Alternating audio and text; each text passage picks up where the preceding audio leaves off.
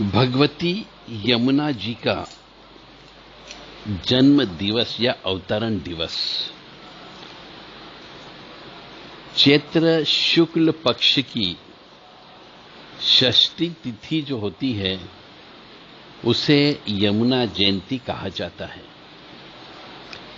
सनातन धर्म में भगवान श्री कृष्ण को सर्वेश्वर माना गया है, इसलिए हम ओम क्लीम कृष्णाय नमः बोलते हैं या ओम नमो भगवते वासुदेवाय बोलते हैं।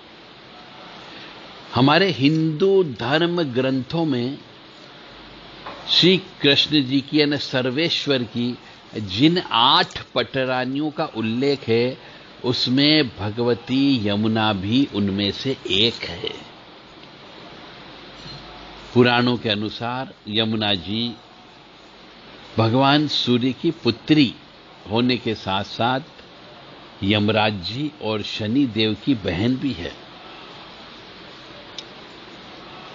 द्वापर युग में भगवती यमुना का आविर्भाव चैत्र मास के शुक्ल पक्ष की षष्ठी तिथि के दिन हुआ था।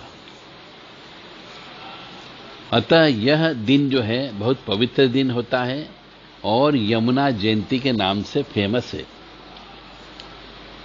ब्रजमंडल मथुरा के आसपास का जो क्षेत्र है यहाँ प्रतिवर्ष बहुत बड़े बड़े मेले लगते हैं, महोत्सव होते हैं और यह त्योहार बहुत धूमधाम से मनाया जाता है।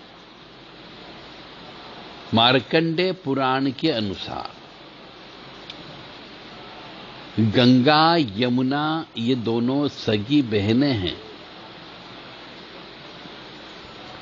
जिस तरह गंगा का उद्गम गंगोत्री के समीप स्थित गोमुख से हुआ है, उसी तरह यमुना जी का भूलोक में पधारी है। तब उनका उद्गम यमुनोत्री के समीप कालिंदी गिरी से हुआ। द्वापर युग में श्री कृष्ण लीला के समय सर्वेश्वर श्री कृष्ण एवं यमुना जी के पुनर्मिलन का वृत्तांत जो शास्त्र में बताया गया है, कहानी बताई गई है, वह हम आपको बताने जा रहे हैं कि एक बार श्री कृष्ण अर्जुन को साथ लेकर के घूमने गए तो यमुना के तट पर एक वृक्ष के नीचे दोनों विश्राम कर रहे थे। तो श्री कृष्ण को ध्यान मग्न देखकर अर्जुन टहलते हुए यमुना के किनारे कुछ दूर पर चले गए। वहां उन्होंने देखा कि यमुना नदी के भीतर स्वर्ण एवं रत्नों से सुसज्जित भवन में एक अति सुंदर स्त्री तप कर रही है। तो अर्जुन ने जब उनसे परिचय पूछा तो उन्होंने कहा, मैं सूर्यदेव की पुत्री कालिंदी हूं और भगवान श्री कृष्ण के लिए मेरे मन में अपार श्रद्धा है और मैं उन्हीं को पाने के लिए तप कर रही हूं और मुझे पूरा विश्वास है कि मेरी मनोकामना अवश्य पूर्ण होगी। तो अर्जुन ने वापस लौटकर यह वृत्तांत श्री कृष्ण को सुनाया तो श्याम सुंदर ने कालिंदी के पास जाकर उन्हें दर्शन दिए और उनके अनुरोध को स्वीकार भी कर लिया। इसके बाद श्री कृष्ण ने सूर्यदेव के समक्ष जाकर उनकी पुत्री कालिंदी, जिसको आज की तारीख में यमुना जी कहते हैं, से विवाह का प्रस्ताव रखा। तो उन्होंने श्री कृष्ण के साथ कालिंदी का विवाह कर दिया। इस प्रकार वह द्वारकाधीश श्री कृष्ण जी की पटरानी बन गई। जहां श्री कृष्ण ब्रज संस्कृति के जनक कहे जाते हैं, वहां यमुना जी ब्रज संस्कृति की जननी मानी जाती है। अब महत्वपूर्ण बात तो यह है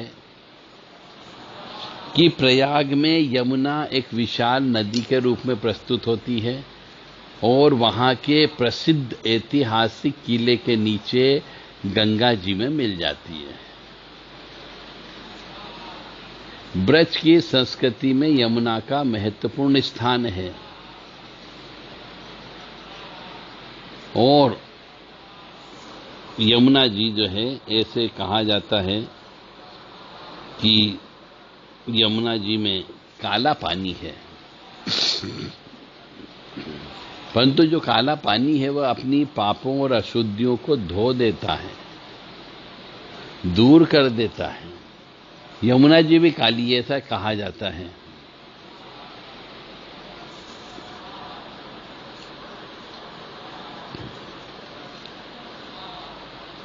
तो बहुत से मनुष्य यमुना जी को यमुना मैया कहते हैं, और इसी संबंध ब्रह्म पुराण में भी लिखा हुआ है, आध्यात्मिक स्वरूप का वर्णन लिखा हुआ है। ये लिखा है कि जो सृष्टि का आधार है तथा जिसे लक्षणों से सच्चिदानंद स्वरूप कहा जाता है, उपनिषद ने जिसका ब्रह्म रूप से गायन किया, वही परम तत्व साक्षात यमुना जी है। यमुना भारत की एक नदी है। यह गंगा नदी की सबसे बड़ी सहायक नदी है। जो यह यमुनोत्री ने उत्तर काशी से 30 किलोमीटर उत्तर गढ़वाल में, इस जगह ब्रजभाषा के भक्त और कवि और विशेषतः वल्लभ संप्रदाय के कवि और गायक